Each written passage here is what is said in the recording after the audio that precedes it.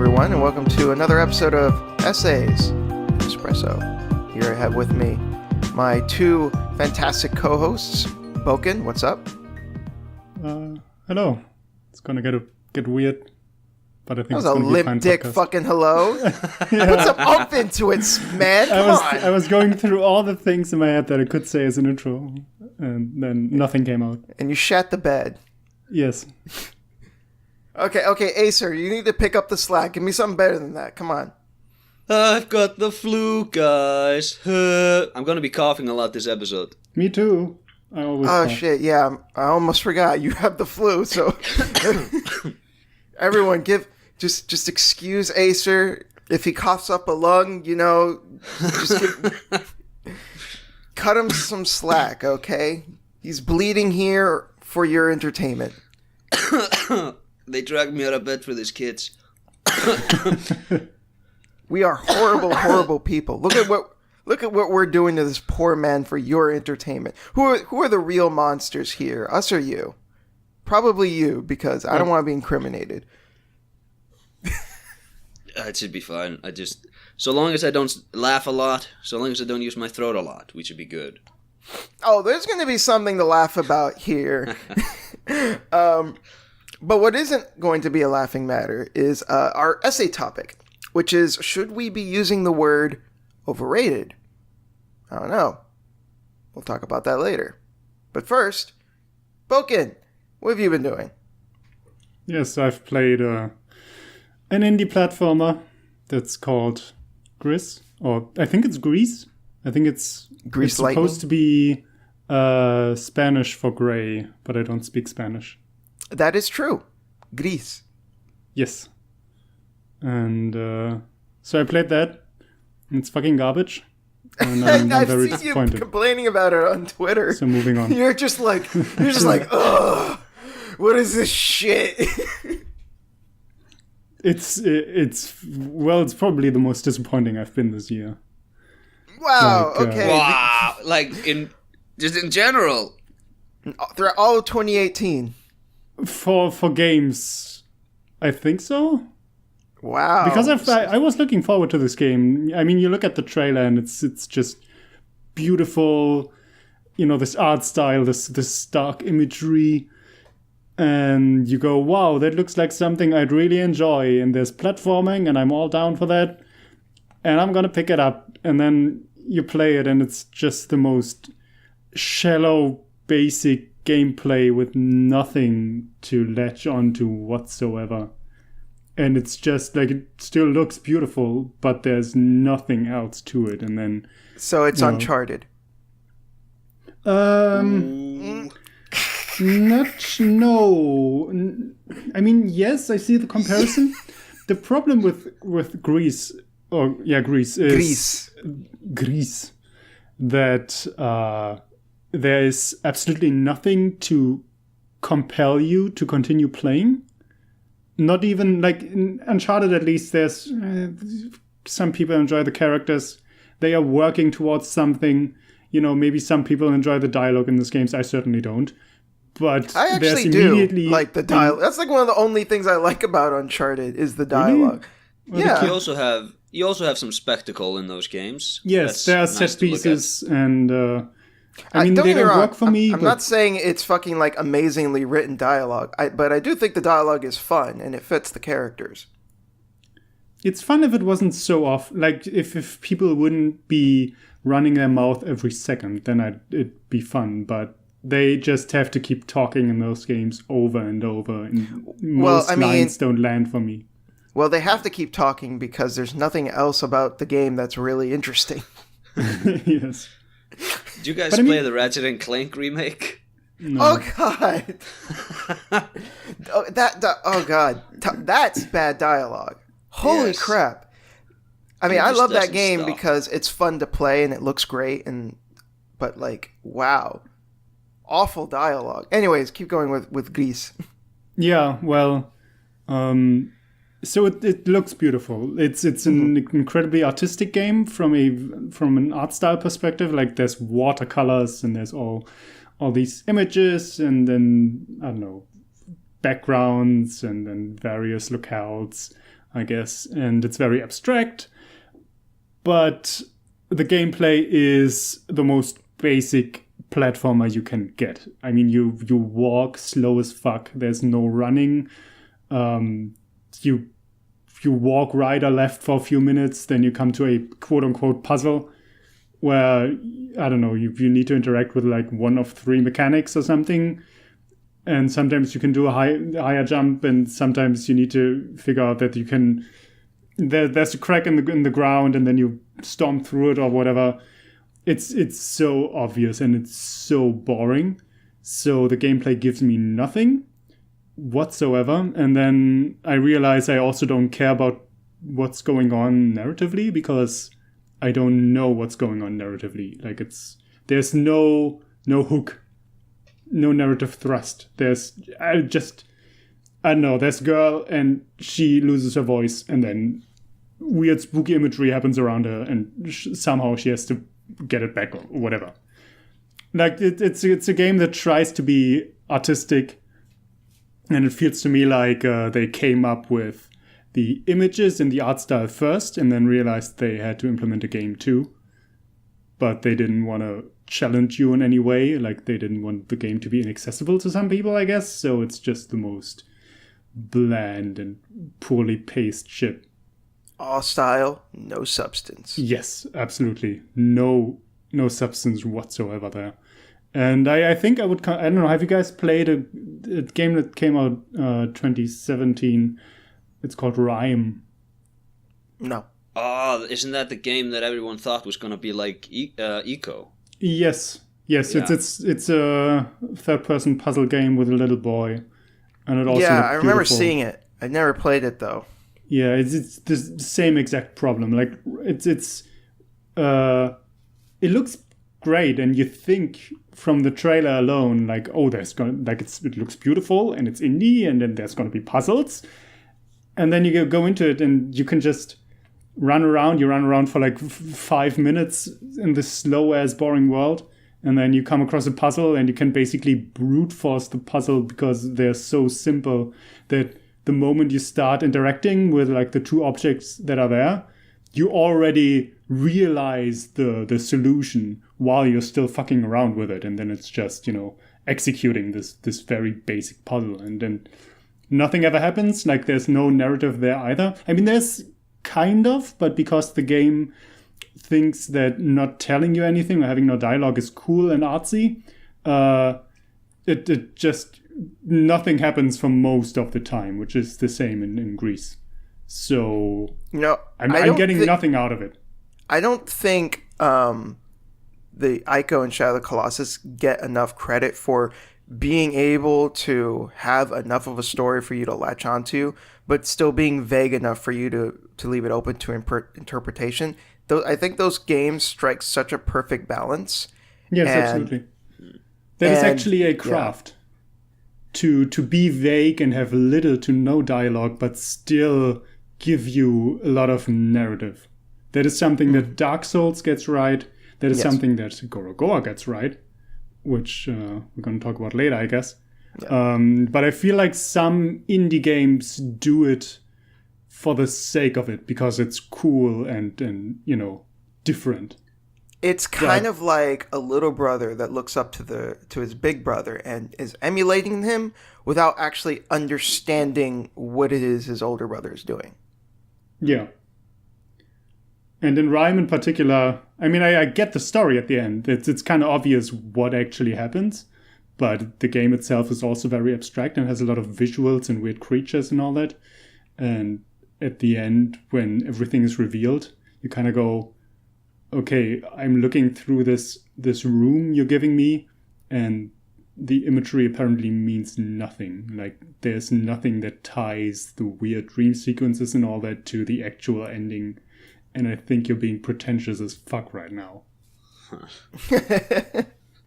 Oh, that's a good word. Pretentious. Yes. So yeah, it's boring as fuck. I've rarely been as bored playing a game to the point where I played for like 2-3 hours, and then I watched the rest as a no commentary let's play because I couldn't be fucked anymore. You gave up! You gave up! No, I would have easily dropped this game and never played it again, but at least wanted to finish it for this podcast. So Right. I just watched the rest because at least then I can lie down in bed and, I don't know, wonder what this game could have been. That is a shame. I don't think I've done that personally where I've just like I mean, I've looked up like alternate endings for games because I didn't want to go through the trouble of like playing through a game again just to get a slightly different ending. But I've never like given up and just be like, screw this, I'm gonna watch the rest on YouTube. Really? I feel like I do that sometimes. Yeah, I do it. I did it for I played the Resident Evil games recently, and when I screwed myself near the end on resources, I just I'll watch the end on. Yeah, I don't that care. makes sense. I did it for Soma because that game became too spooky for me. Oh, too spoopy? Yeah. The I'm fish easily game? scared, but I wanted to finish the game because it's really good. Someone doesn't have fish. It's a sci-fi game. It does I have know. kind of... It's It's underwater. water. It's free right now on GOG. Or is it? Yeah, know I they were bought that game at release, my man. Okay, I know they were offering it for free at a certain point. there's kind but- of... There's one giant fish there. One giant fish creature. Well, usually when people think of fish, they think of like H.P. Lovecraft, like Cthulhu.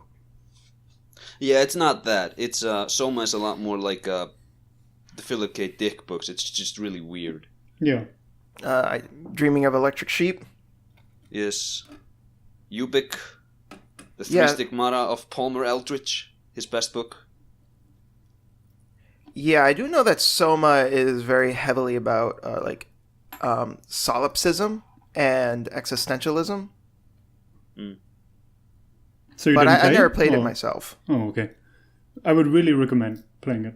It's easily one of the best video game stories. Easily. I've heard some intense praise for the story, so I should get around to it one of these days. But something I did get around to that I regret was Limbo. Oh, no. So speaking of pretentious and all style and no substance, wow. See, I don't even fucking remember how this game ended up in my Steam library. I don't. It was just there, and I was just like, when did I buy this? Did I get it for free? Oh, whatever. So I looked up just to see like, okay, how long does it take to even beat this game? And it was like, it was like 3-4 hours, something like that. And I'm like, screw it. Let's just. I've been on like a binge lately of like playing through really short games. I beat Katamari Damacy really quickly. Limbo, Gorogoa, which I'll get into.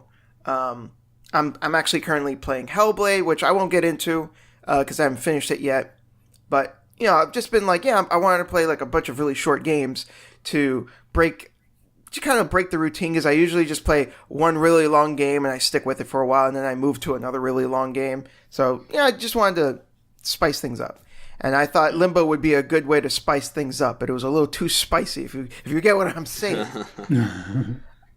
So Limbo starts off very strong, I think. Like, the first half of the game, I think, is pretty good. It looks really good, and I really got into the atmosphere. There's a But- big spider. I think the big spider was, like, the peak of the game.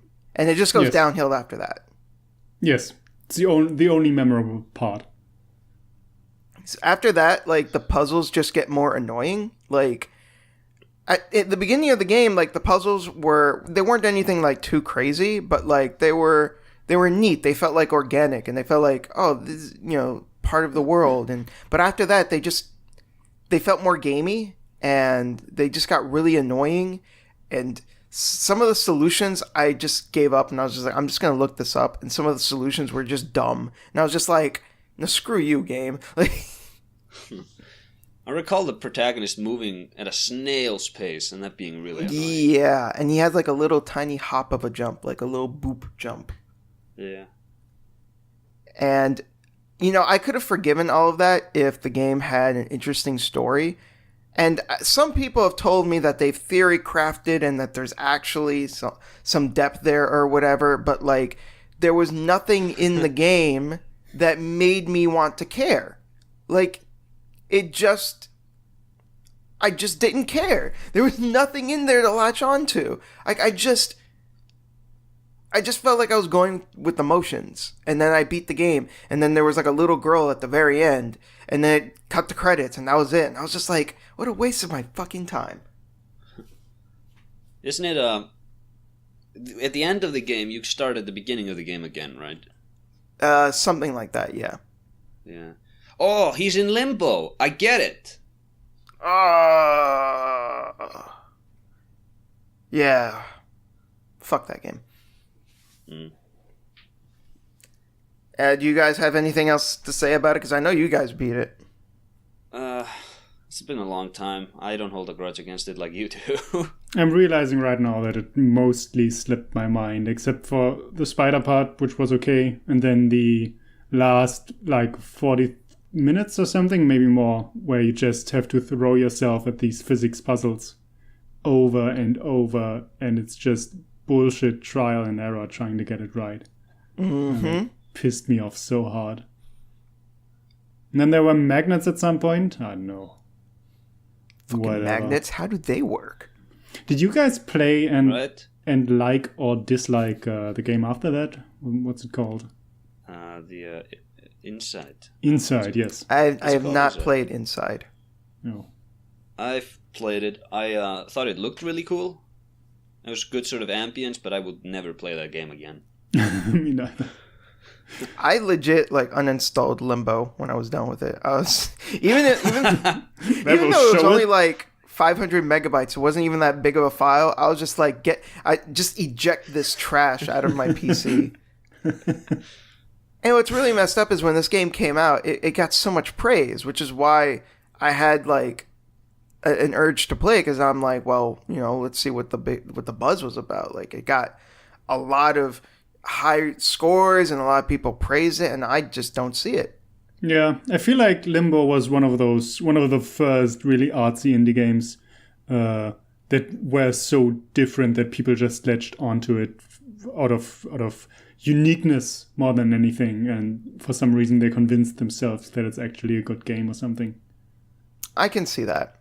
I think the same happened with Inside too. Inside is kind of easier, but it's never there's no depth there in terms of mechanics or anything really either. It's just a kind of a jog from the start to the end, and then there's some interesting ideas and images there, but yeah, I don't know. People tend to overrate. Haha. Guess we'll get to that yes, later. we'll get into that later. Yeah.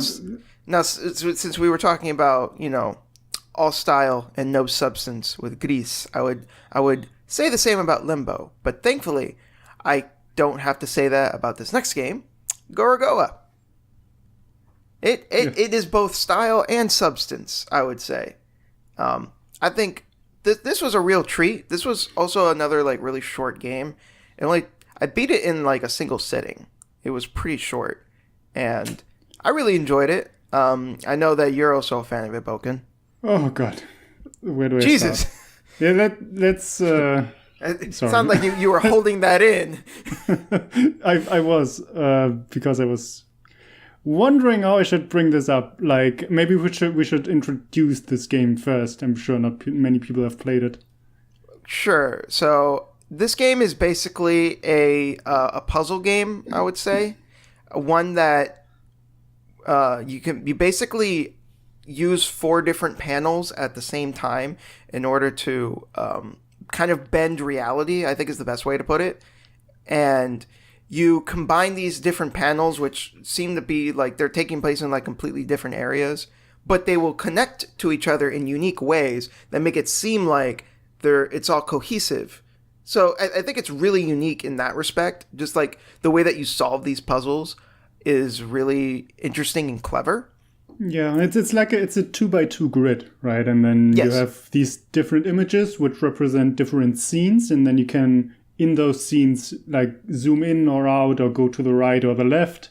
Yes. And when you put the 2 images next to each other, below or above or whatever, then if you do it the right way, they will trigger a reaction in one of the images, and that advances the story, basically.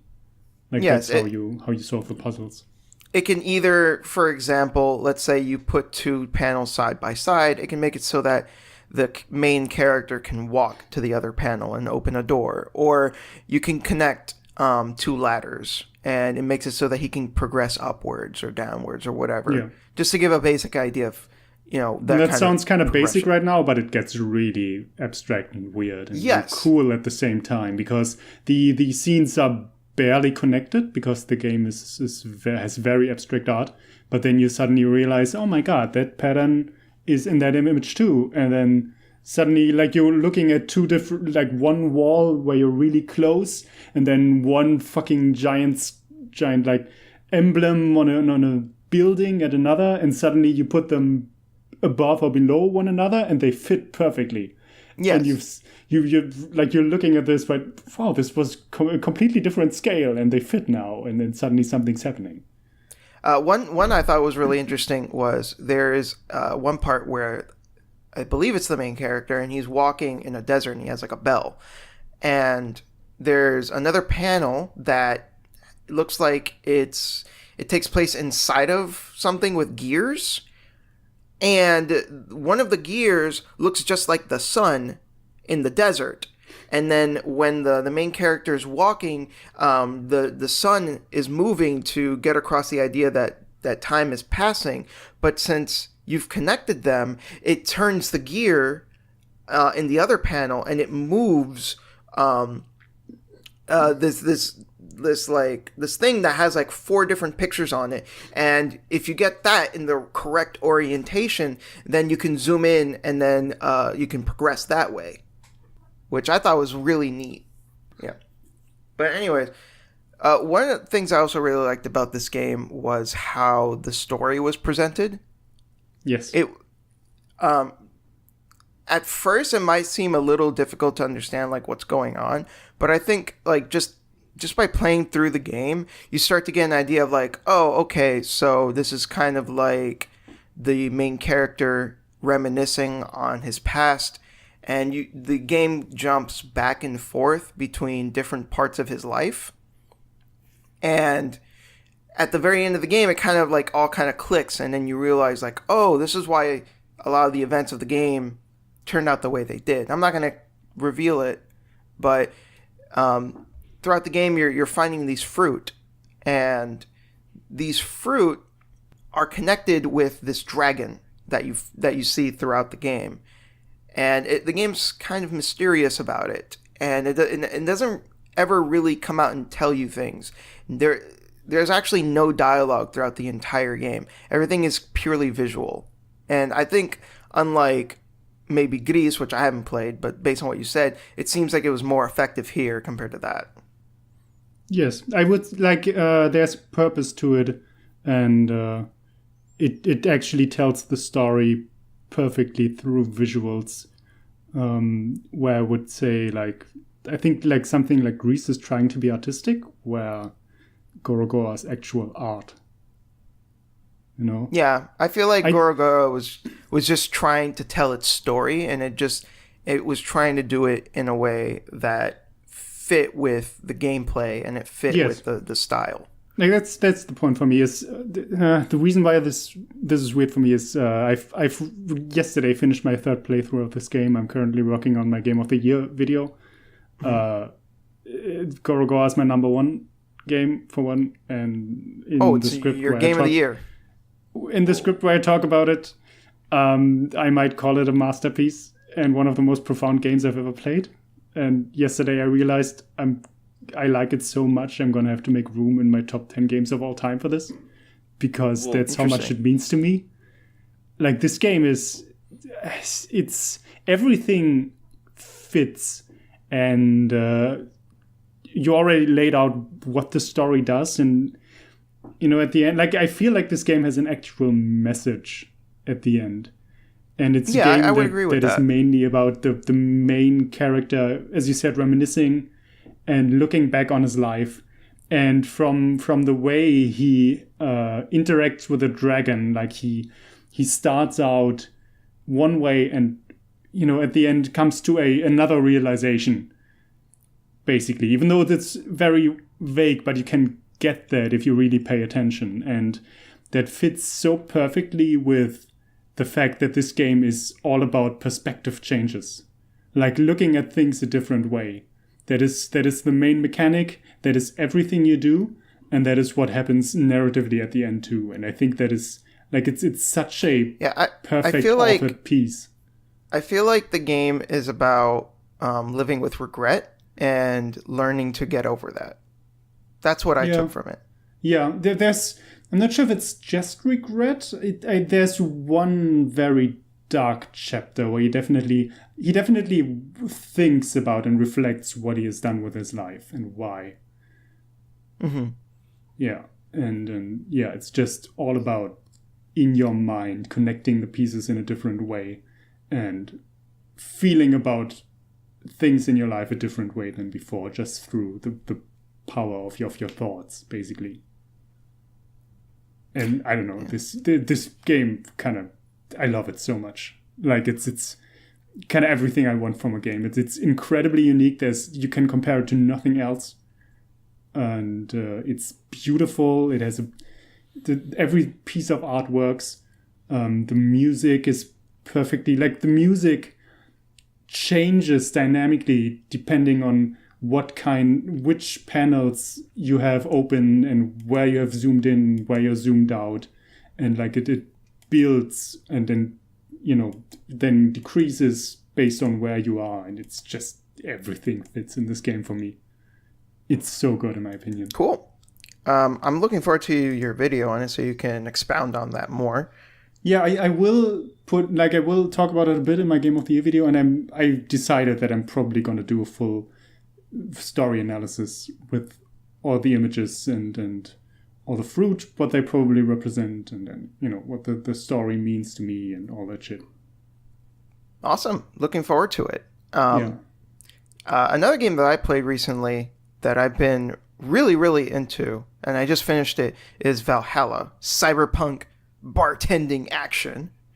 Now, this is a game that is very, very light on gameplay. I would say that this is more of a visual novel than anything else. So there's not really much of a plot to speak of. And that's kind of what I like about it. I think it's part of the game's charm, where the game spans basically 17, technically 20 days, if you count the prologue.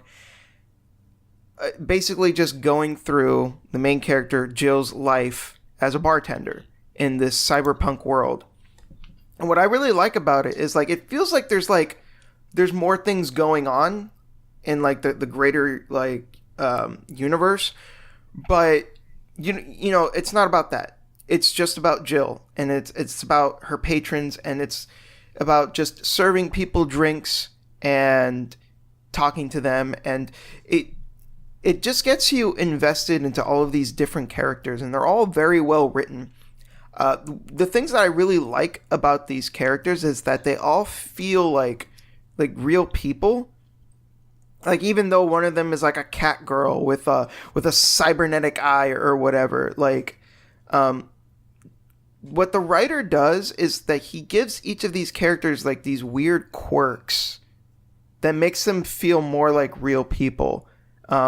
Like Jill, for example, she has a cat named Four.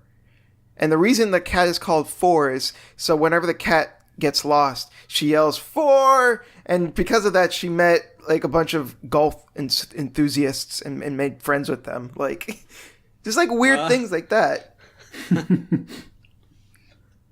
And just these little stories. Yeah, it's just these little stories. Another cool thing about the cat is that whenever she's in her apartment, she'll talk to herself as the cat. Like, she will, like a ventriloquist, she'll pretend she's talking to the cat, and she'll speak on the cat's behalf. It's just a weird little quirk to give the character, because, like, yeah, people are weird. Like, people do weird things like that sometimes. And I think just adding like little details like that to these characters helps flesh them out, and again makes them feel more like real people. So I would strongly recommend it. I think it's really good. The writing is strong. The music is fantastic. One of the best features of the game is the jukebox, which lets you put on like 12 songs at a time, and then you can like you could pick what song that you want played at a certain moment, or you could just pause it or whatever. Like or you could just have the same song loop if you want. Like it's just a really good game, I would say. And the music. Not the music, but the visuals is just amazing. Like, the sprite work in this game is gorgeous. The sprite work is so detailed, and it feels very distinctly like kind of like a half step between like 16-bit and 32-bit. I think this is supposed to be like, I forget what console it's supposed to replicate or like emulate. But I feel like it's supposed to be homaging a specific console. I'm not sure which one. But I think it may be the PC-88 or something like that. But yeah, I would strongly recommend this game if you're in the mood for something laid back, something that has like, again, not like much of a real plot, but is more character driven. I think it's really good, really enjoyable. Would you say it's like Papers, Please in that regard? I have never played Papers, Please. Get out of here. I'm sorry, I've never played it. God damn it. But Such a what good is game. there in terms of interactivity? Like, is it just a visual novel? Are you choosing dialogue? Or You don't choose dialogue. However, you do get certain endings if you perform poorly or not. So, for example, towards the end of the game, you have to pay rent, which is like $8,000, and if you don't have the money, you get the bad ending. And if you serve people the right drinks, then you will get those character-specific endings at the end of the game. So, and they leave you more of a tip? Or yes. okay. So because you can use that money to also buy things like you can decorate her apartment and make it look nicer, or you can buy more music. So, and if you like, let's say like you messed up, and you gave someone the wrong drink, then you won't get like the bonus at the end. Like if you have like a flawless service, you get like a $500 bonus. And depending on what drink you serve people, that also determines like how much money you get out of it, right? Because you do get a commission. So do the drinks that you have to serve, like, do they actively tell you what they want, or do you have to sometimes like pick up on certain clues and then come up with the right suggestion? A little bit of both. Huh. So like sometimes they will just say, "Give me a gut punch, give me a pile driver," just. They'll just be like really upfront about it. But sometimes they'll be vague.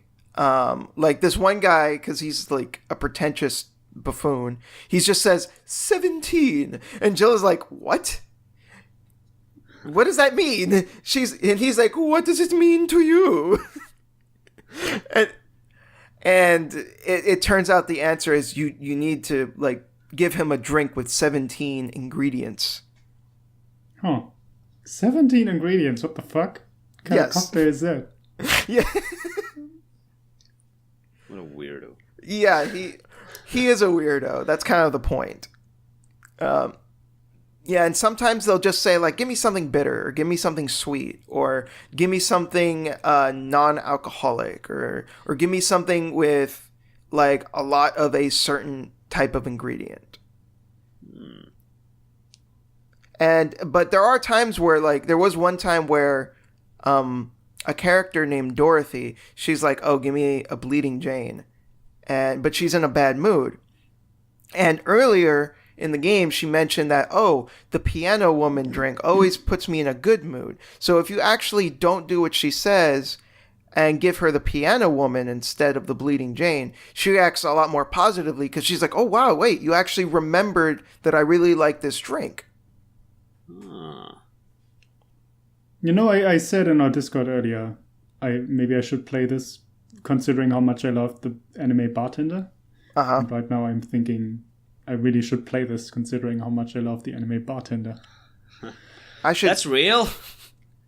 The anime is anime? real, yeah. And I thought you were just joking. no, it's wonderful. Like it's exactly that. It's like this bar with the young and very empathetic bartender, and then people come in there and then talk about their lives and their problems, and then he often like comes up with a drink that is attached to some kind of story or like the history of the drink, and then that, you know, he tells them that story and they kind of reconsider their own problems, and it's just in that bar, it's just dialogue, and it's so moving. Huh. Oh, that really sounds like good. my kind of anime. I should check it out. It's on YouTube. At least it was when I watched it. It's only like 11 or 10 episodes. And Well, I it's think I fucking believe great. Valhalla is on sale right now, so Oh, I would recommend picking it up. yeah, sounds good. Definitely. Now, Acer, what have you been up to? I finished Chrono Trigger. Yeah. Did you get all the Yeah. endings? No, hell no. Because that game has a lot of endings. Hell no. See, that's where you say, nah, I'll go to YouTube and I'll just watch that stuff. Yeah, fair enough. But yeah, it was really nice. It's sincere. It's fun. I'm not gonna do a video on it. I said I was gonna. I'm not going to. Oh, why my God, not? you liar. Why not? What happened? It's just. I think it'd be very formulaic. It's like, oh yeah, this is what it'd be like. Is that not good enough? Do you feel like everything has been already been said about it? Yeah, and also I feel like I've made that video before, like once or twice. Okay. Just gonna do Fair. Kodor or something instead. Well, that's not a bad substitute. I'll tell you that. You know Yes. what's really interesting, actually. He didn't work on KOTOR 1, but Chris Avallone worked on KOTOR 2. Yes. And I believe he said Chrono Trigger is one of his favorite games, and he also said that Final Fantasy VII was one of his favorite games.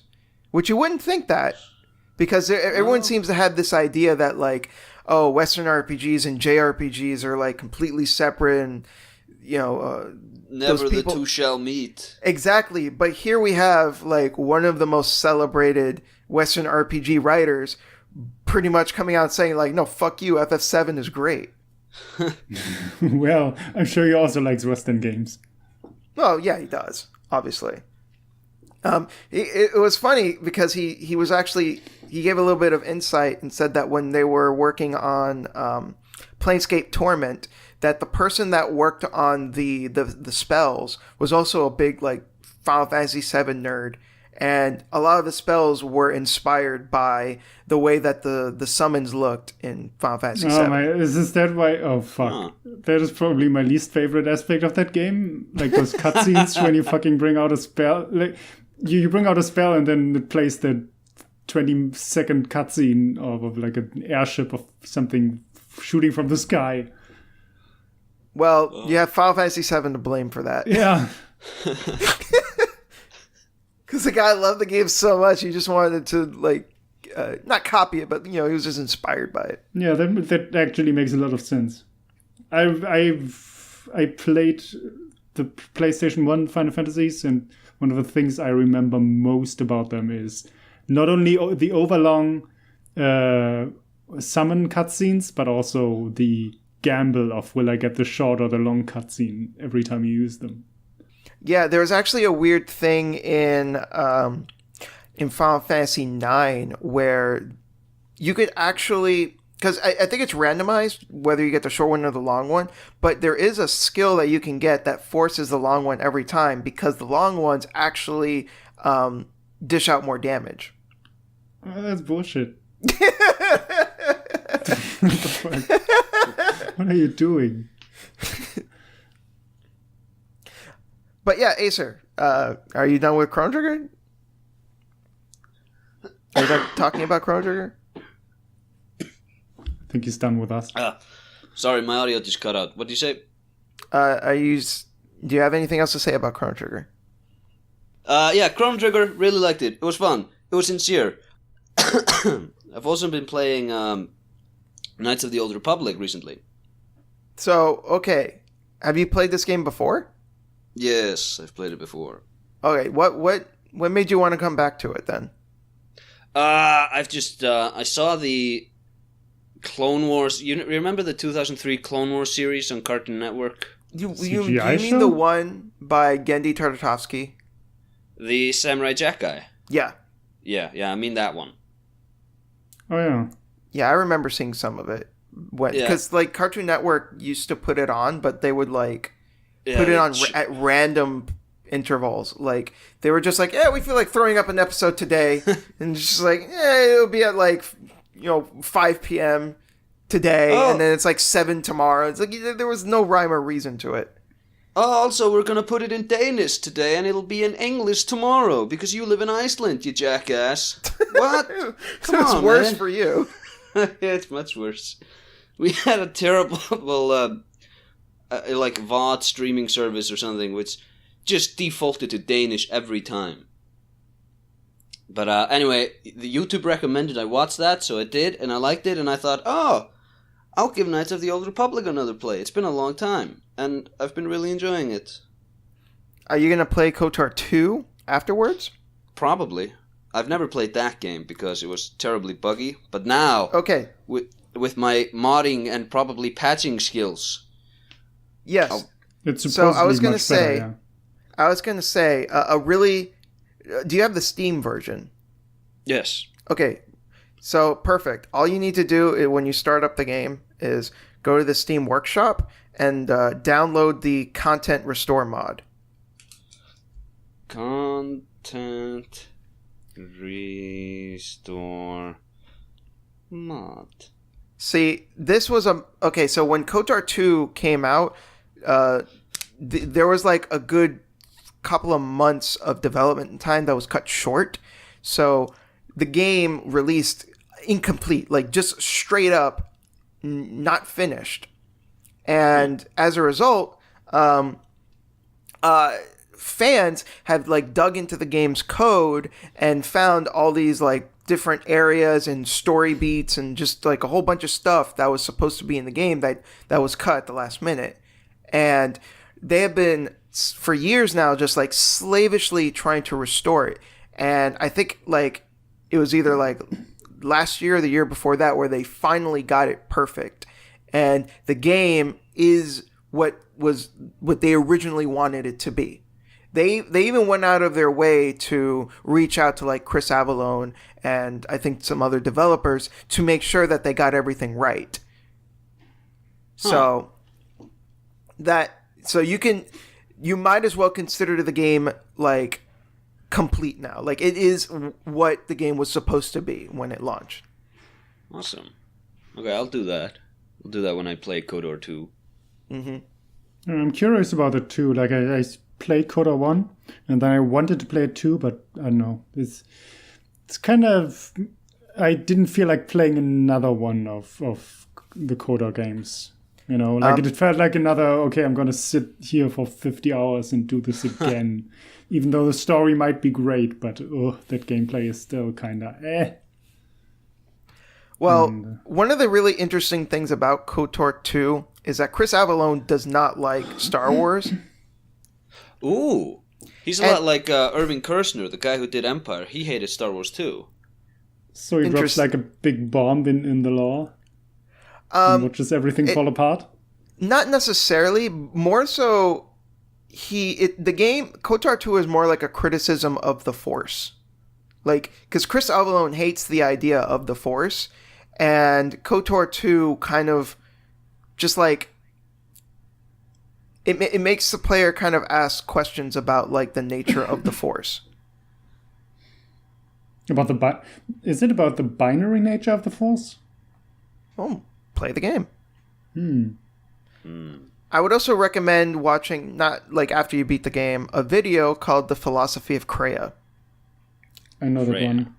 Kreia is like the most important character in the game, debatably. and she's like this old woman that is like this gray Jedi, and she is an extremely interesting character. And this dude made a 2-hour video about her. Insanity, my man. Insanity. 2 hours about one character. Granted, it's not specifically only her all 2 hours. He also goes into like about, you know, the Force and stuff like that. But like, it's still a really great video, and I would strongly recommend it. Even like if you don't want to play the game, you should still watch it anyways if you're into Star Wars, because it's just a really interesting video. I feel like I'd rather... Sorry. No, I was gonna say something long. You just go. I feel like I'd rather play the game than watch a 2-hour video. Like the game, Ideally, watch the video after playing the game. No, I don't want like the game. Okay, the game is the game, right? That is like, okay, that is all the content they made, and they wanted to show me the video. Even though I haven't seen it, sounds like it. From the topic alone, it doesn't necessarily need to be 2 hours. You'd be surprised. I don't know. Just trust me. Did you guys watch the 12-hour critique of The Force Awakens? Fuck What no. is wrong with people today? Yeah, what is Jesus wrong with them? fucking Christ. I don't have time for this shit anymore. And everyone feels like they need to do it. Okay, Yeah. Stop. In the Kreia video's defense, right? It's just a 2-hour video and that's it. It's done. It wasn't. Sure, that's a long time, Two but fucking like, hours. okay, but that's better than the fucking Force Unleashed video where it was a 3-hour intro to the actual critique. You mean The Last Jedi, right? Or is there a 12-hour Force Unleashed video? No, would the be Force fucking Unleashed, wild. not the Last Jedi. The video game. The Force Unleashed. The Force Awakens, whatever. The Force Unleashed is something different, and I don't The think Force it warrants... Unleashed, so The that it Force could Unleashed awaken the warrants Last like a Jedi. 5-minute fuck this shit. And that's it. Something I think is really interesting also about looking back at KOTOR now that we have the sequel trilogy is this is what you can't get when you just here, guys. You have access to the Star Wars universe. Do whatever you want. Like, it's such an interesting to look at what Disney did with it and what those guys did with it, because I think the KOTOR guys, I think they got the fundamentals of why Star Wars works a lot better than maybe Disney did. That's interesting. I haven't played KOTOR 1 in a long time. I should go back to it and see what you mean. I do remember there was like one twist in particular in that game. I'm not going to spoil it in case anyone watching hasn't played it, but there's like one twist in particular that like at the time was like mind-blowing. It was just like, whoa, Oh my god! What? whoa. But I don't know if that twist holds up now. I can tell you it holds up doesn't now. it doesn't hold up. I don't think it does. I mean, I played it for the first time maybe 10 years later after it came out. And maybe I wouldn't have liked it back then, but it somehow seemed kind of contrived to me. To the point where, okay, how did no one know or notice this whatsoever? Yeah, I think you're right. I think the idea of that being the twist and like on a thematic level, it adds up, but I think execution it falls maybe a bit short. Yeah. Okay. There's one more thing, like, because you brought up it gets right when Star Wars works. That's actually an interesting point, because I feel like I've seen some discussion around Star Wars lately that it's too samey, where it's always, good versus evil, Empire versus Rebels, Jedi versus Sith. And KOTOR is that, but I feel like, I don't know, there's more variety in what happens in KOTOR than there is in most of the Star Wars movies, or at least like the recent ones and the There are more factions. the prequels too. There are more factions, there are more worlds. There's like the Wookiee planet where it's barely about the Empire versus the Rebels, but it's about like civil war between the Wookiees. And then there's like this underwater planet where it's about Manan.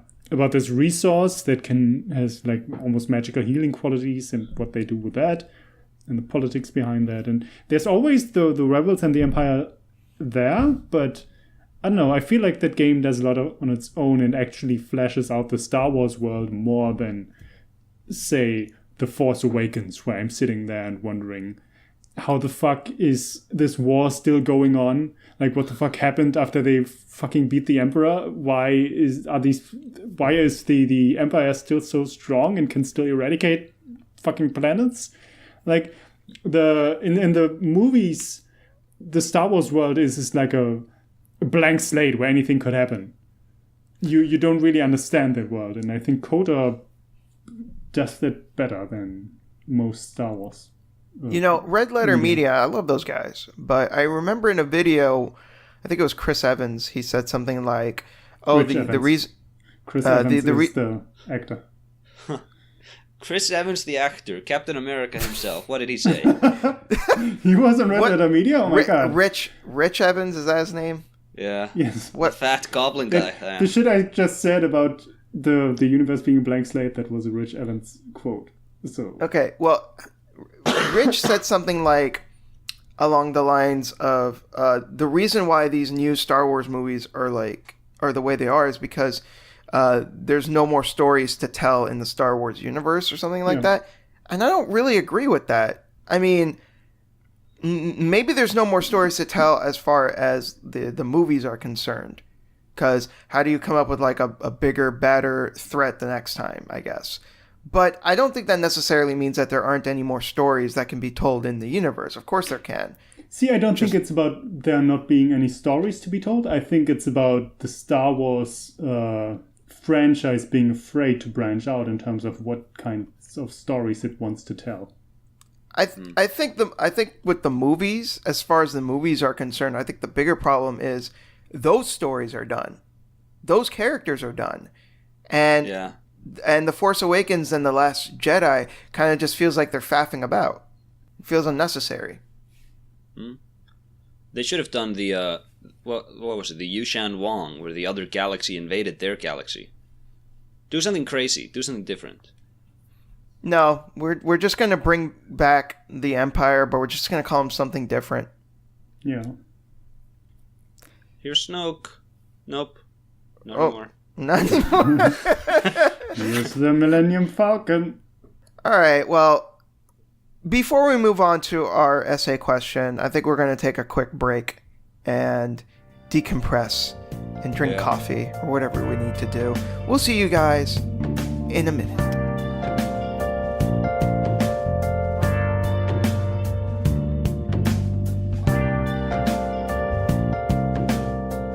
Welcome back, everyone. It's time to take a sip of our espresso, put down our essays. We've got our essay topic of the week, or this episode rather, because it's not a weekly podcast, so whatever. This is actually Acer's topic. So Acer, why don't you lead us on? Yes, we were just wondering, and this is the topic, if we should at all use the term overrated. Interesting. I say no. Oh, okay. Why do you feel that way? But why? Wow. I didn't think I'd have to defend that. Didn't get that far in your thoughts, did you? just gut feeling. We shouldn't. It's a gut feeling. It's a gut feeling, yeah. It's very clickbaity, for one. You can't deny that. No, overrated, it's, I think, overrated in the context of, hey, this is overrated. Well, that's a very poorly structured sentence, isn't it? Hey, this is overrated. No, I have the idea, I just can't communicate it. Obviously, we need the word when something is overrated, but I feel like overrated to a lot of people means just, I don't like it, and therefore no one else is allowed to like it. See, I don't feel that way. I don't feel that way. When I think of overrated, I put it in the same headspace as when, like, a friend of mine is like, oh, this movie's a 10 out of 10. And I'm like, I think it's more of a 6 out of 10. I don't think my friend is wrong for thinking it's a 10 out of 10. We just don't agree on the issue. And you But just that means you think he is and you wrong. just multiply it by like hundreds of thousands of people. That's it. That's how I feel about it. But I don't then think how there's is anything it, wrong. No. But then how is it overrated? It's just you have a different opinion. That doesn't mean it's overrated. It's just you appreciate yeah, something it's less or overrated more. based on my opinion. Your I'm not opinion I'm- is overrated. I'm not making any objective statements. Well, no, how could you? Like, that's... I don't know. I feel like between two people... I'm not sure we should use the word overrated there, right? Like, that's just... My friend okay, is overrating it. I don't see how that's an improper statement. So would you say... you think Gorogoa is overrated considering I think it's in my top 10 games of all time and you thought it was just pretty good? I didn't say it was just pretty good. I said it was great. Okay, but do you appreciate it as much as me? And if not, I don't would think you I say appreciate- it's overrated? I don't think I appreciate it on the same level that you do, but I wouldn't necessarily say that you're overrating it. Your appreciation for it is just different. Yeah, but wouldn't you then say that you wouldn't say the game is overrated? You'd say I think Boken may be overrating it. Well, I don't think he's overrating it, though, No, because I'm sure he but- has his reasons. But you wouldn't say the game is overrated just because somebody else really, really, really likes it. I think overrated has to be something in the context of a lot of people Yes. really, really overvalue Public something. opinion. Well, when we're talking about individuals, I would maybe say like that person is overrating it. But because hundreds of thousands of people hold the same feelings towards it, then that would recontextualizing the game as being overrated. See, usually, dear listeners, we try to hammer home sort of our opinions before we do these episodes.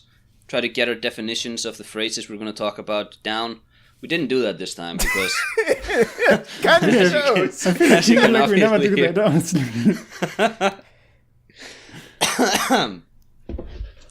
No, do we want to do maybe an example of a game we think is overrated or something? To continue the thought train.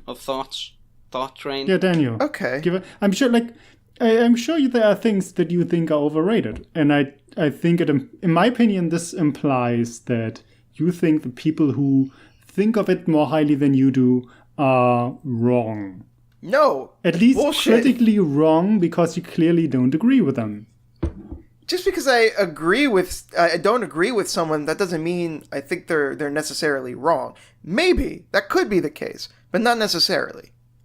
Like, I think I would say that Uncharted is overrated, but I don't think people are wrong per se to like those games. But then, how did they arrive at that statement? Like, why do they appreciate it so much and you don't? I don't know. Everyone has their reasons. Great. Everyone has their motive. I mean, people don't come to opinions randomly. Like, they don't just stumble into like, oh, this is my opinion. No, there's usually a reason behind it, and everyone's reasons are different. But because, overratedness is about the consensus and not about the individual, it leads me to say that Uncharted is overrated because I, personally speaking, think that the game is like a 5 or a 6, and everyone else is saying it's like a 9 or a 10. And I'm not saying, and I'm not saying like those people are wrong to do so, but it just doesn't line up with how I feel about the game.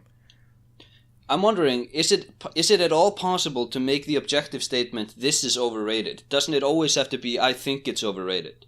If consensus is what decides what rates it, surely nothing can be overrated. Things can only be rated, and you can think they are overrated, right? I don't think you could say something is objectively overrated because then that's trying to quantify the idea of value and quality, and you can't do that. Like, the way we value something can't be broken down into numbers. It's not quantifiable. See, I think you can in very specific cases. Yeah, let me make my point here. I mean, I understand all the problems the word overrated has, but I think if the appreciation of a piece of media is, for example, rooted in people believing it was the first thing to do something very specific, and that is just factually incorrect, it's just the thing that came before didn't have any traction with the general public, right? Or like, I think that's a separate thing. Like, that's just people being wrong about a fact. Well, that's not wrong. necessarily like related to the quality of the game or the product. But you're talking about quality like it's some kind of measurable thing. I'm saying it's not a measurable thing. Quality is a man-made construct. Like obviously. Right? Like it's just a man-made concept. Like when we look at gold, objectively speaking, gold is just a shiny rock. But because of the different properties of it, we assign different values to it. But at the end of the day, it's just a shiny rock. But we put our own subjective value on it because it has these different properties. But like, again, objectively speaking, it's just a shiny fucking rock. We just decided, it's more valuable than this other kind of rock. No, you can't really quantify value or quality, and it doesn't work that way. You can try. Like, you're not gonna be successful always, but you can kind of make critical arguments about, okay, this game gets X, Y, and Z right, and the other game only gets X right, for example. Like, you can look at games more quantitatively of how much is there and how much does it stick certain elements, right? It's like, I understand where you're coming from. I feel like I don't want to be looking at games 100%, like everything goes, it's all relative. No, I'm not. No. I'm not saying everything goes, everything is relative. You could still be critical of something and you could still point out that something is flawed. But how you feel about those flaws is an entirely different thing, right? I'll give you an example. In the anime Monster, Naoki Urasawa's Monster, I don't know jack shit about the medical field and or how the politics goes or anything like that. So when I saw the first batch of episodes, I didn't have any problems with what happened. I thought it was fine. But apparently, someone who's in the know, someone who knows about that stuff, pointed out a lot of what happened there doesn't make any sense. Realistically speaking, none of that would have actually happened. Now, I would say Monster is overrated. Well, we're not... No, I'm sorry. Continue. Whatever. The point that I'm trying to make is, I can still see that and acknowledge that as, a flaw with the show, but that doesn't change how I feel about it, right? I still enjoyed that segment of the show. Even if I still acknowledge, yeah, okay, that's a flaw with it, that doesn't necessarily mean that, the value that I got from the show or the quality of the show is lowered in any way. Yeah, sure. I think you're mixing your subjective emotional response to a show with the general public heaping praise upon something as if it's a trailblazer or a standout example of the genre, something like that. You know, Uncharted as an action game when there are way better and deeper action games or action games with more writing. And in general, those, in the general public, these other action games aren't brought up, for example. Then I think Uncharted is being overrated. Does that make sense? But I don't know, because it that just sounds to me like people are just making a mistake. They're just making an assumption about it being a trailblazer when it isn't. But is it a mistake when the feelings can't be wrong? And people not playing every single game on that planet is also not wrong. It's just a result of, Uncharted having a big marketing budget and selling very well, and then word spreads and more people pick it up, and then, I don't know, Okay, well, I think it also depends on what these people are actually saying. Are they actually saying, this is the first one to have ever done this? Or are they saying, oh, this is what popularized it? Or this is the first one to do this that I've played, so that it's what affected me the most? Those are all very different things to say. True, yeah. But let's say people think Uncharted is one of the greatest action game series of all time. I mean, they're free to think that, and I'm free to think that they're fucking wrong. Yeah, and before we go any further, I'd just like to emphasize that I don't hate Uncharted nearly as much as you guys do. I enjoy it. I don't hate Uncharted. I just don't think it's that good. I feel like we've crapped a lot on it this episode. I really enjoy those games. I really don't. I think they're terrible action games with no substance. I wouldn't go that far. I think they're just mediocre. Well, yes. But I also think that I need to add for context, when I say terrible, I often mean mediocre, because I hate mediocre games more than bad games. Like, I hate nothing more than being just fine or bored by a game than something that actually tries something and fails. So that's a bit of context in my critical spectrum. I don't really agree with that line of thinking. If something is just mediocre, just call it mediocre. I think you're fucking things up by saying like, oh, I actually think it's mediocre, but I'm gonna say it's terrible. Like, see, that's be interesting, honest. because I think I often come from a point of view where I think people praise it too much, so I need to be a counterbalance, and that sounds really petty as I'm saying it. That is very petty. I'm a terrible person. Oh my god. Wait a minute. Daniel, didn't you say Limbo was terrible? Did I? Oh my god. Oh, Well, it is terrible, so fuck it. no, it's just mediocre. No, it's not mediocre. It's bad. No, like, No, Brink- it's bad. Brink is bad. Right? Brink is bad. Limbo is just nothing. The most controversial episode of the Essay and Espresso podcast yet. I can't say it's nothing because it really pissed me off, so fuck it. But it gets some things right. I mean, the art style is beautiful. It's pretty stark. I feel like the spider's cool. The spider is cool. We've already gone over this, guys. The spider is cool. It should have been into the Spider-Verse. But Limbo was overrated. I think we can all agree on that. Yes, we all agree on that. Yeah, I'd say it's overrated as fuck. It was given credit it wasn't due. I think Half-Life 2 is severely overrated. Also, all of people say, oh, Valve, they have such good, they design it in such intuitive ways and it's play tested so well. Fuck out of here. I've never played Half-Life 2, so I can't say. But also with Portal, I'm like, I like Portal.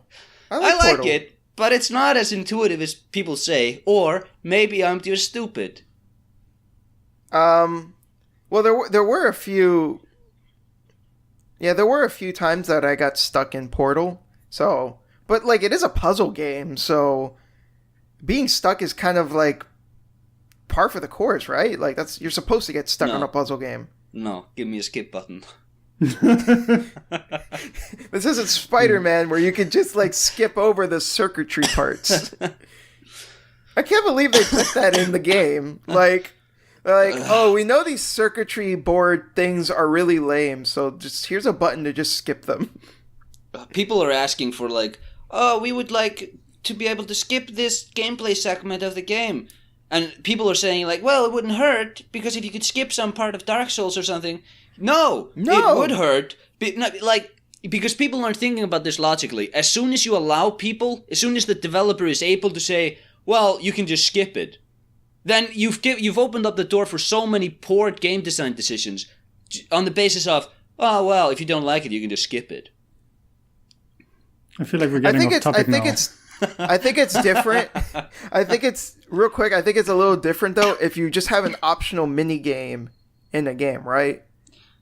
If you just have like a mini game on the side and you just choose not to do it, I don't think there's anything wrong with that. No, that's completely different. But I see what you're saying though. Like, let's say like people just like fucking hate Blighttown, and Front Software was just like, well, we're gonna put this little lantern here so that it just lets you skip Blighttown entirely. Like, you just don't have to go through it, and it shoots you straight to like the spider flame lava lady instead. You could just, I think that'd be awful. That'd just be terrible. Yeah. Let's try to get back here. We were at the point where I was kind of in contention about there being no objective qualities to games, and I'm not saying that. I know you're not saying that. It's not even what I'm saying, because whenever people bring up like I'm objectively right about this, I want to punch them in the face, because I hate that. Totally, hate like that. It's mostly opinions, and subjectivity is implied, right? That's the Joseph Anderson video that just came out. Yes.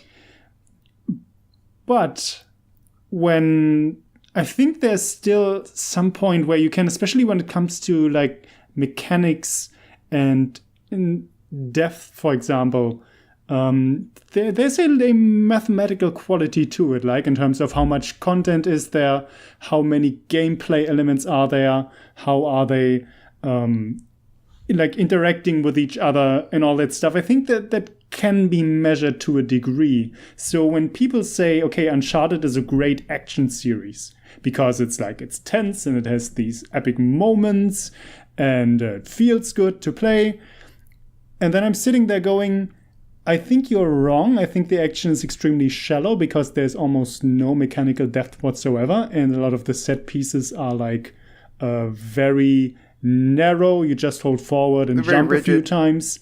Very rigid. And then I go, I think you're overrating this game, because I would say something like Monster Hunter World, for example, is a way better action game in the sense that what happens has way more depth to it. It's way more tense because you have more control over your character, but at the same time, like your motions, you have to commit to actually to what you're inputting. And then when it all gets right, it feels way better than any Uncharted action sequence like I could ever name. To fight like two monsters at once, and then like this thing in the environment pops up, and then this third monster comes in, and you narrowly dodge like an instant kill attack and all that. And it gives me way more emotion and adrenaline than anything in Uncharted could ever. Monster Hunter World. Oh, Monster Hunter. Okay. Yeah. I also think I don't know if I would say Uncharted is overrated. I'd say it's just wrongly rated. I would never recommend anybody play Uncharted as like an action game. Play Devil May Cry. That's an action game. Uncharted is like... Yes, Devil May Cry is another great example where I think it's if you don't have your head in your ass, you have to admit that Devil May Cry has an incredible incredible mechanics and an incredible combat system that most games can't even touch. But Uncharted is just more like a cinematic experience, which it's different. You don't want to play Uncharted for the same reasons you would play a real action game. Well, okay, a few things here. First of all, Uncharted's a third-person shooter. You wouldn't compare a third-person shooter to a fucking hack-and-slash character action game like Devil May Cry to begin with. Like, this is Vanquish. Vanquish is a third-person shooter. Yeah, it's by Platinum. Didn't you play it? No, yeah, I love that game. Yeah, I would compare that game to like Devil May Cry. But would you compare it to Uncharted? I would not compare Vanquish. No, I would not compare Vanquish to Uncharted. But see, in terms of genre, those are much closer to each other. Yeah. I disagree. I think we classify genres differently. Well, okay. Well, this topic is mutated. No, okay, just quickly. It's really tough. I would say Vanquish and Devil May Cry have more in common than Vanquish and Uncharted, because the core reason you play Devil May Cry and the core reason you play Vanquish are the same. the core reason you play Vanquish and the core reason you play Uncharted are not the same. But that's not what a genre is. A genre is simply a category of mechanics. See, I don't think that's good enough. I think a genre should be classified by why do you play this game. I don't think anything... Like, Portal is not a first-person shooter. It's a puzzle game, right? It's a first-person puzzle game. It's a hybrid. Yeah. But, I don't know, can't I play Uncharted and wish it was more like Vanquish? Well, yeah, you can't do that. I wish Uncharted had, like, a great combat system where it's like Indiana Jones and you're fighting your way through, trying to reach to the top. Imagine if he had, like, that bullet time mechanic in Uncharted, and they just called it, like, Drake's Lucky Time or something like that. It could work. Lucky Time. I also think, but... Imagine he just, like, looks at the camera, he, like, winks and smiles. Lucky Time. What kind of cheeky action game is this? But wouldn't you guys love to see Uncharted have, like, I would love to see a combat system where you're on the back foot the whole time, because Nathan Drake, he's kind of like Indiana Jones, where he is always on the back foot. Imagine if they would make, like, a really deep combat system where you're always sort of being punched to the ground. I would love to see that. Wait, what? You want to see Drake lose? What does it mean, always on the back foot? No, I mean, Devil May Cry, that's stylish, right? It characterizes... Yes. The combat there characterizes Dante as being stylish. God of War characterizes Kratos as being, like, brutal. Imagine if Nathan Drake had an equally deep combat system, except it would characterize him as being, like, a plucky underdog. That just gets lucky. Yeah. But it would still be a deep system and fun to engage with. So I mean, that would... See, ideally, that would be great for us. But I think... Here's the thing that happens a lot with games that are overrated, or at least ones that we perceive as overrated, is that those people place different values on different parts of the game.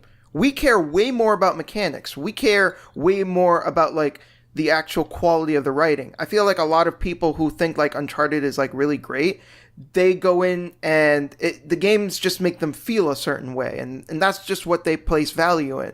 And that's what... And, you know, for us, we need more than that.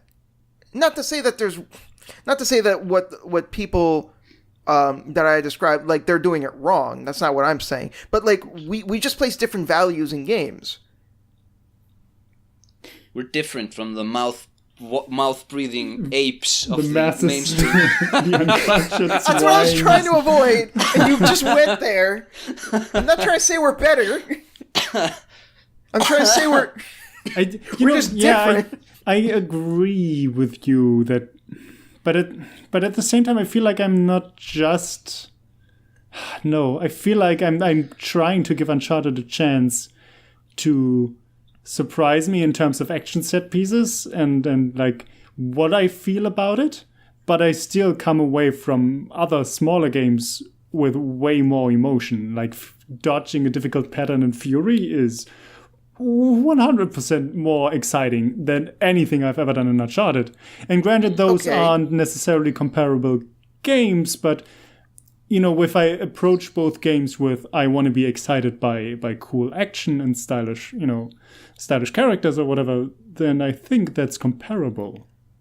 But the thing is, so, like, a game like Fury is extremely skill-intensive, and Uncharted is not. Yeah. But that's what makes the action so cool when it actually works. And that's exactly... I mean, that is my major problem with Uncharted and why I hate that people bring it up so often as, like, this cool gaming series. It has no depth and no execution to it.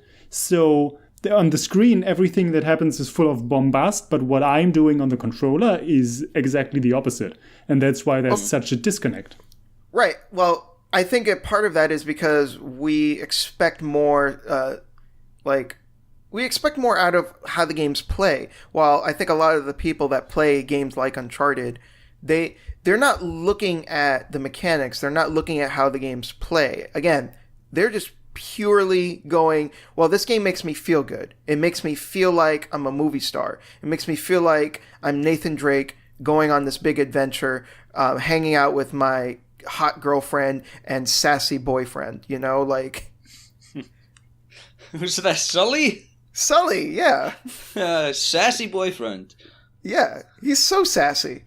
He's not a boyfriend. Well, don't tell other people that. Ugh. A lot of people who like Uncharted and think it's a great series, I think they also get wooed by the graphics and the presentation and like what those games get out of the systems they're on, which but is are they necessarily completely wrong? meaningless. No, they're not wrong about it, but you're right, that is completely meaningless to me. I could give less of a fuck about it. That's meaningless to us because that's absolutely a value proposition. Right. That's all that I'm trying to say is we place value in different areas in games compared to a lot of the people that would give Uncharted that 10 out of 10. They just they consume media differently. Would you say our values are more correct? You piece of shit. No, I think that Daniel is absolutely right. You know what I fucking hate? I've been seeing the genre classification character action game recently. I think that's stupid. Oh. I think you should... Hold on. There's a video. There's a really great video by a guy named Fox Cade where he talks about the character action label and genre or whatever you want to call it. And I think you should check it out. I think it's a really good video before you decide that the genre is before you decide it's like a dumb name for the genre or whatever. I feel like every other type of game should be called something different. So Uncharted, that should be like, oh, it's a cinematic action adventure game. I think cinematic is a good word for it. I mean, it's already an action adventure. That's even the category it would be in on the Game Awards. I don't know about adventure. I don't know about adventure. When I think adventure, I think games that Zelda. put emphasis. Like I think of Zelda games that put emphasis on their exploration, but the Uncharted games are aggressively linear. Yes. I think where people get confused is they tend to conflate genre definitions for like movies with games, and genres for games are exclusively how those games play. While like with movies, it's more about like what type of story it is. So Uncharted would be an adventure film if it was a movie. So that's why people get the idea that, well, it's an adventure game. But it really isn't, because what an adventure game means compared to an adventure film are like two different things. Breath of the Wild, that game makes you play like an adventure. So it's an adventure game. Uncharted doesn't make you play an adventure. It makes you play a movie. So it's a movie game. That's what Daniel's trying to say. I wasn't saying that specifically. I feel like we're getting off topic again. I've got flu brain, guys. Please. I'd honestly say that David Cage's games are closer to being like movie games. Oh, yeah. Can we talk about David Cage again? About Overrated? Because he is overrated. Many people rate him very highly.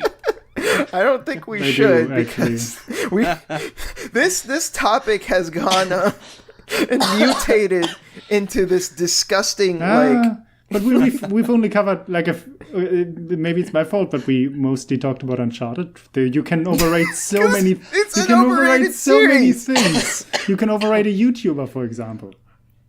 No, let's not get into that. Why not? Don't get us shut down.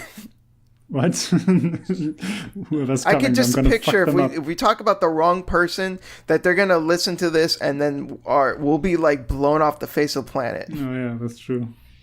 People do have Twitter. All right, I think we should close the book on this one. Wait, I think we've talked enough about. Can I have a closing thought? All right, go ahead. If we I feel like even I have to admit we mostly landed on. We shouldn't use Overrated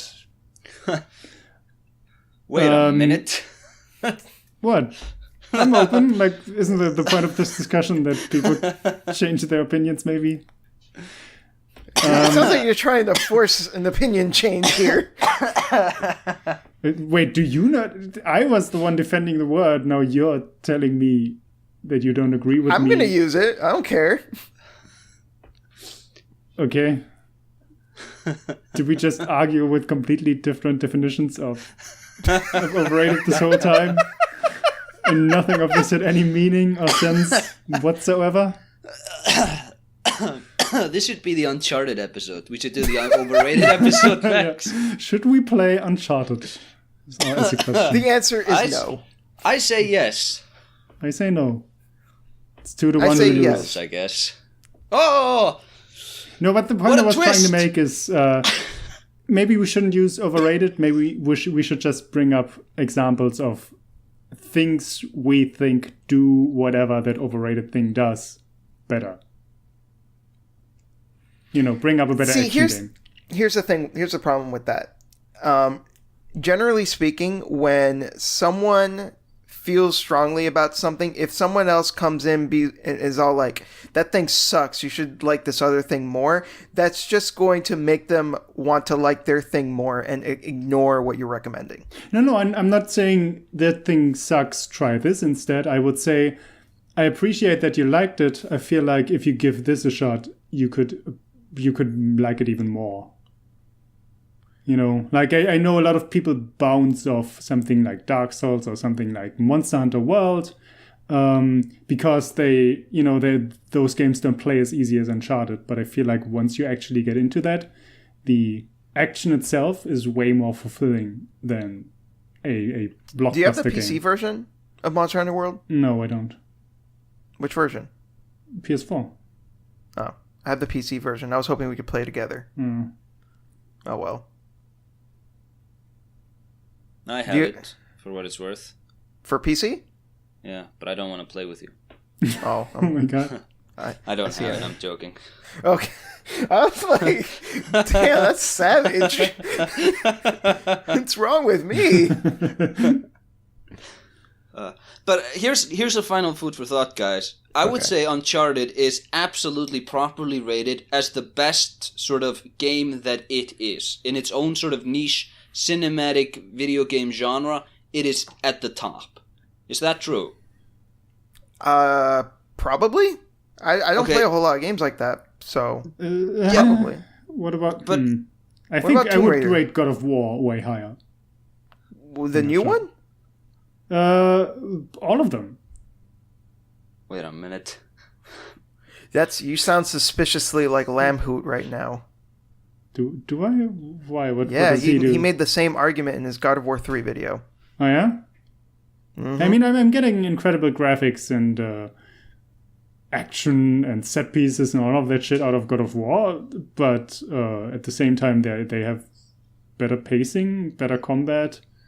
The new God of War, I mean, I don't care for it much, but it has a way better story and characters and does that one-shot thing and all that. Like, oh, wait, what? You hated the new God of War? I hate it. No, it's mediocre. I like the new God of War. It's okay. It's fine. I just don't care about it much. It's kind of overrated, I'd say. I mean, I'd probably agree it's overrated, but I was surprised by it. I actually liked it a lot. I do think it has a lot of problems, though. Like, the leveling system is complete trash. By tying it to gear was the dumbest thing. The combat gets samey. Yeah, the gear is stupid. Doesn't change much. Can we talk about the ancient Norwegian they used in that game? Ooh. What about it? Okay, so everybody, yeah, the language. This is a little unknown. This is a little fun fact, you guys. Icelandic is ancient Norwegian. There are like 3 things that have changed. So I look at that game and they have like these ancient Norwegian texts all over the screen. I can read that. I totally get it because it's just Icelandic and it's all grammatically wrong. You know what? That reminds me of. I'm currently watching Legend of the Galactic Heroes, and they have like a lot of German in that, German Yeah. text and German names and all that. And all of that shit is completely wrong. It totally takes you out of it, doesn't it? Yeah. It's so hard to enjoy that stuff. Also, the pronunciations are just all over the place. I guess I played it in blissful ignorance. Yeah. But now you know. I guess. I don't know. It doesn't take away my enjoyment, though. It's the same thing with Monster. Like I said before, like, just because I know now, that doesn't mean that has to affect my perception of the game. That's true. Yeah, but that is so weird to me that they couldn't they get like one guy from Iceland to read that shit and then tell Get them. me. Yeah, hire Acer next time, Santa Monica Just some Studios. correction on it. Are you- How Santa can Monica, it be? I'm ready. Yo, for this. Corey Balrog, fucking hire Acer here. What's wrong with you? I'm sure Fucking there's at do least it. 5 more people in Iceland. I think it's time to wrap up. Okay, so When does wait, before we do, when does Monster get good? I watched like 10 episodes and it sucks. When does it you get are good? you are a piece of shit. He How had got fucking dare you? he got a gun from some guy and he was like, "Wow, there's nothing happening in this show." It's a slow burn. No. It's bad. No. No, it's not bad. You're just dumb and stupid and a poopy head. Oh, man. I feel like we have accomplished nothing in this episode, but I'm glad we talked about it. Next week we'll pick up the subject again, I guess. No, let's stay far away from it. What, from Monster? From overrated stuff. Okay, I guess. Yeah, sure. We won't touch Hey, it again. Do we want to talk about remakes or reboots? What, for the next episode? Sure. I don't know. I I don't actually mind. have a lot to say about that, so why not? Yeah, why Sweet. not? Yeah, okay. All right. It's time for the outro. This is... I swear to God, that essay question just, like, morphed into this abomination. All right, so, Boken, what are you up to? What are you working on? What are you doing? Still my Game of the Year video.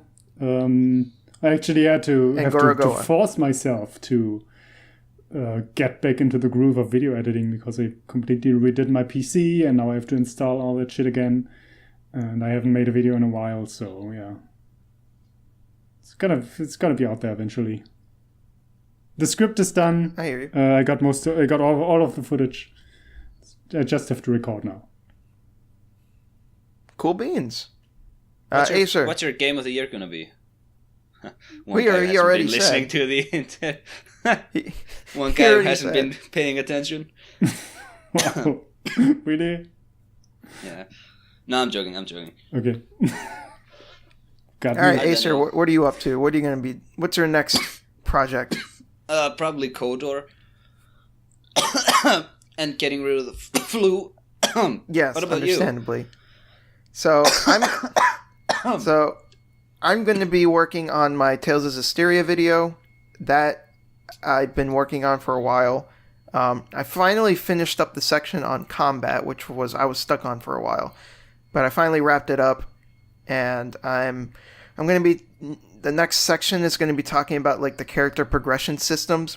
And it dawned on me while I was writing it that I had completely forgotten that there was an entire skill system tied to equipment in that game. And then I was like, holy shit, I can't believe I completely forgot about this system. I need to boot up the game to remind myself what that system does. And then after that, I'm going to write the story section.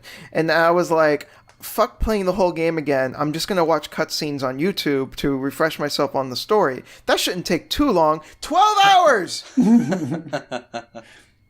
So I don't know how I'm going to do that. This is going to be a 30-minute video? This is going to 12-hour be... video. This is going to be like a fucking 2-hour video. Oh, no. Jesus. Well, Don't maybe not do it, 2 Daniel. hours. Maybe not 2 hours per se, but it's going to be at least like an hour and a half or something fucking crazy like that, because it's... You guys have no idea, right? Like, I love the Tales series. Like, I know to you guys it's like, oh, it's that weeb shit. It's that dumb, like anime bullshit. But to me, it's like this series is near and dear to my heart. It means a lot to me. So this game being as bad as it is like it hurts a lot. So I need to make this video to like for catharsis. Like I need it to like just get this to release.